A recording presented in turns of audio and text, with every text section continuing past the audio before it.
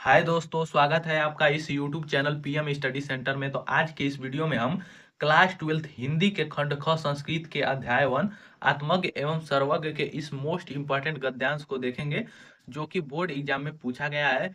और गद्यांश और पद्यांश board exam में 7-7 अंक के पूछे जाते हैं, जिसमें कि आपको इस दिए गए गद्यांश का आपको संदर्भ सहित व्याख्या करना होता है, इसका अनुवाद करना होता है, जिससे 7 अंक में आपको 2 अंक इस दिए गए गद्यांश का संदर्भ सहित संदर्भ लिखने पर, जबकि 5 अंक इस दिए गए गद्यांश का अनुवाद करने पर आपको बोर्ड एग्जाम में गद्यांश और पद्यांश से 7 अंक मिल जाते हैं। तो आज के इस वीडियो में आत्मज्ञ एवं सर्वज्ञ के इस गद्यांश को देखेंगे, जो कि वेरी वेरी मोस्ट इंपॉर्टेंट गद्यांश है और बोर्ड एग्जाम में पूछा भी गया है। इससे पहले मैं एक वीडियो बनाया हूं अध्याय 1 आत्मज्ञ एवं सर्वज्ञ के गद्यांश 1 का, जो कि वह भी गद्यांश वेरी वेरी मोस्ट इंपॉर्टेंट गद्यांश है।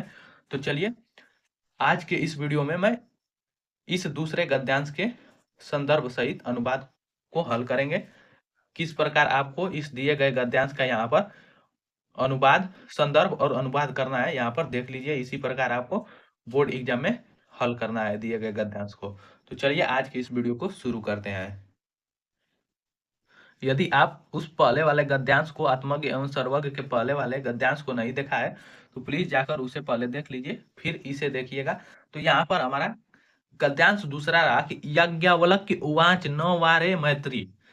याज्ञवल्क्य उवाच का मतलब याज्ञवल्क्य बोले, किससे? अपनी पत्नी मैत्री से बोले कि अरे मैत्री।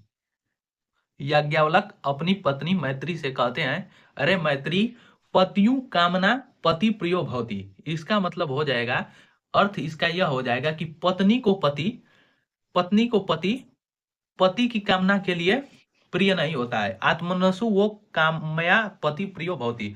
पति तो केवल अपनी ही कामना के लिए प्रिय होता है। इसका क्या अर्थ हो जाएगा कि पतियु कामय पति प्रियो भवति, आत्मनस्तु वै कामय पतिय प्रियो भवति। इसका अर्थ हो जाएगा कि पत्नी को पति अपनी कामना के लिए प्रिय नहीं होता। कामना मतलब अपनी इच्छा। तो पत्नी को पति अपनी कामना के लिए प्रिय नहीं होता। पति तो केवल अपनी ही कामना के लिए प्रिय होता है। ना वारे मैत्री, अरे ना वारे, और जयाया कामय जयाया। इसका अर्थ हो जाता है यह कि पति को पत्नी, इसका अर्थ हो जाएगा कि पति को पत्नी पत्नी की कामना के लिए प्रिय नहीं होती। प्रिय भवती आत्मनस्तु वह कामया जया प्रिय भवती।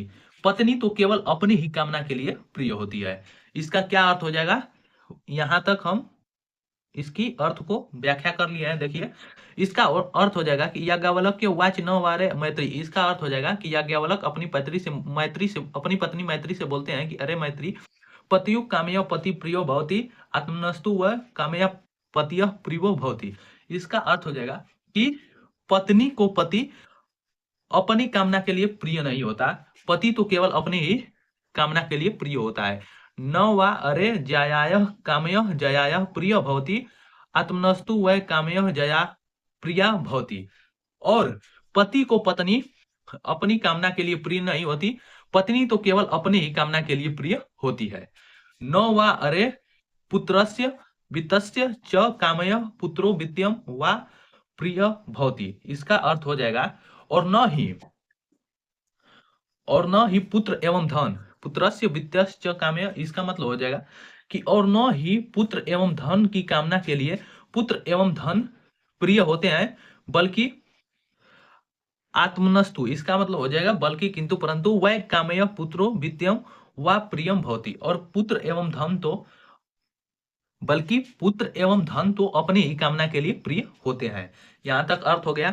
न वा अरे और सर्वस्य कामया सर्वस्य प्रिय भवती। इसका अर्थ हो जाएगा कि सबकी कामना के लिए सब प्रिय नहीं होते। आत्मनस्तु, बल्कि वह कामय सर्व प्रिय भवती। इसका अर्थ हो जाएगा कि सर्वस्य कामया, मतलब इसका अर्थ यह हो जाएगा कि सबकी कामना के लिए सब प्रिय नहीं होता, बल्कि सबकी कामना के लिए सब प्रिय नहीं होता, बल्कि सब अपनी ही कामना के लिए प्रिय होते हैं। तस्माद आत्मा व आर्य मैत्री। तस्माद मतलब इसलिए, इसलिए हे मैत्री आत्मा देखने योग्य है, आत्मा ही देखने योग्य है। दृष्टव्य दर्शनात् श्रोताव्य मंतव्य निधि ध्यास निधि ध्यास्तव्य। इसलिए हे मैत्री आत्मा ही देखने योग्य है, और हो जाएगा द्रष्टव्यम दर्शनार्थ श्रोतव्य। इसका अर्थ यह हो जाएगा कि दर्शनार्थ मतलब दर्शनार्थ सुनने योग्य है, दृष्टव्य मतलब यह देखने योग्य है, और मनन मंतस्थ्य यह मनन करने योग्य है। यहां तक का अर्थ हो जाएगा कि तस्माद आत्मा व अरे मैत्री दृष्टव्य दर्शनार्थ श्रोतव्य मंतव्य और निधिध्याश्चितव्यश्च। इसका अर्थ हो जाएगा कि अरे मैत्री, इसलिए अरे मैत्री आत्मा ही देखने योग्य है, सुनने योग्य है और दर्शन करने योग्य है तथा मनन करने योग्य है। आत्मन खलु दर्शने इद्यम सर्व विदितम भवति। और आत्म दर्शन से ही यह सब कुछ ज्ञात हो जाता है। तो ये इस दिए गए गद्यांश का हमारा यही पूरा अर्थ होगा। अब देखिए आपको बोर्ड एग्जाम में गद्यांश को किस प्रकार लिखना है।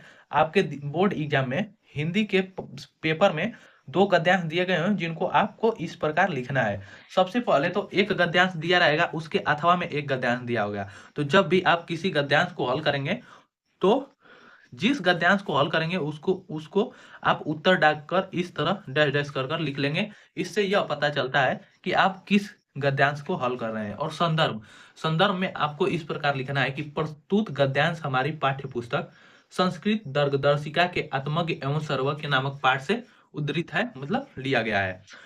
संदर्भ में आपको क्या लिखना है कि प्रस्तुत पद्यांश हमारी पाठ्य पुस्तक संस्कृत दर्गदर्शिका के आत्मज्ञ एवं सर्वज्ञ नामक पाठ से उद्धृत है। और अनुवाद में आपको इस प्रकार ही इस दिए गए गद्यांश का अनुवाद करना है।